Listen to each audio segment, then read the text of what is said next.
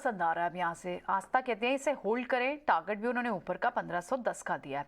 लेकिन आप आस्था लगातार आप पिछले कई क्वार्टर से देखें तो यहाँ पर भी कोई रिजल्ट बेसिक, क्योंकि बाजार तो अर्निंग्स को क्रेडिट मानता है।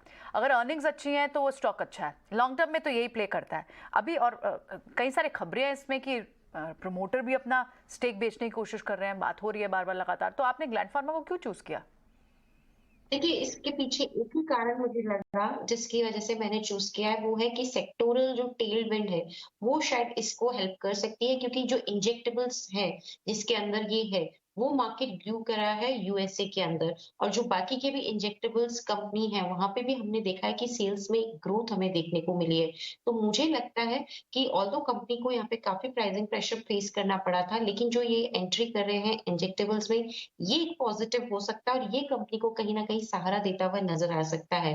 तो just on that basis again मैंने बाइंग का रिकमेंडेशन इसमें भी नहीं दिया है, क्योंकि बहुत ज़्यादा पॉजिटिव मैं नहीं हूँ इस पे।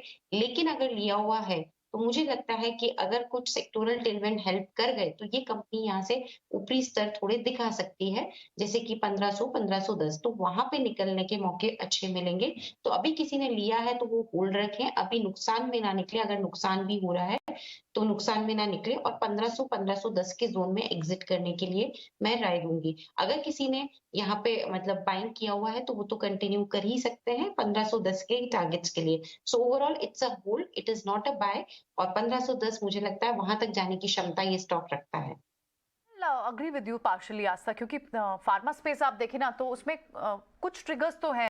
कहीं ना कहीं तो आपको इसको रीलुक करना होगा नए नजरिए से। आप देखें तो कितने क्लिनिकल ट्रायल्स बढ़ते चले जा रहे हैं। सीडीएमओ बिजनेस एक another important factor to watch है। और आप ये इंजेक्टेबल बिजनेस का भी बता रही हैं, ठीक है, ग्लैंड फार्मा।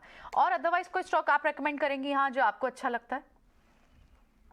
देखिए, अभी रिकमेंडेशन में जो भी हमारी लिस्ट में थे, उसमें से तो मुझे इतना अच्छा अभी कुछ भी नहीं लग रहा, क्योंकि मैं सबके परफॉर्मेंसेस रिव्यू करना चाहूँगी, quarterly results as well as annual FY 23 के, और उसी के बाद एक राय बनेगी। क्योंकि जितने भी ज़्यादातर जो दूसरे स्टॉक्स हैं, जो बड़ी गिरावट दिखाए हुए हैं, उनके पीछे का मेन कारण एक ही है कि उन्होंने लॉसेस दिखाए हैं पहले के क्वार्टर में भी, और मार्केट्स कभी भी लॉस मेकिंग कंपनी को यहाँ पे थम्स अप नहीं देता।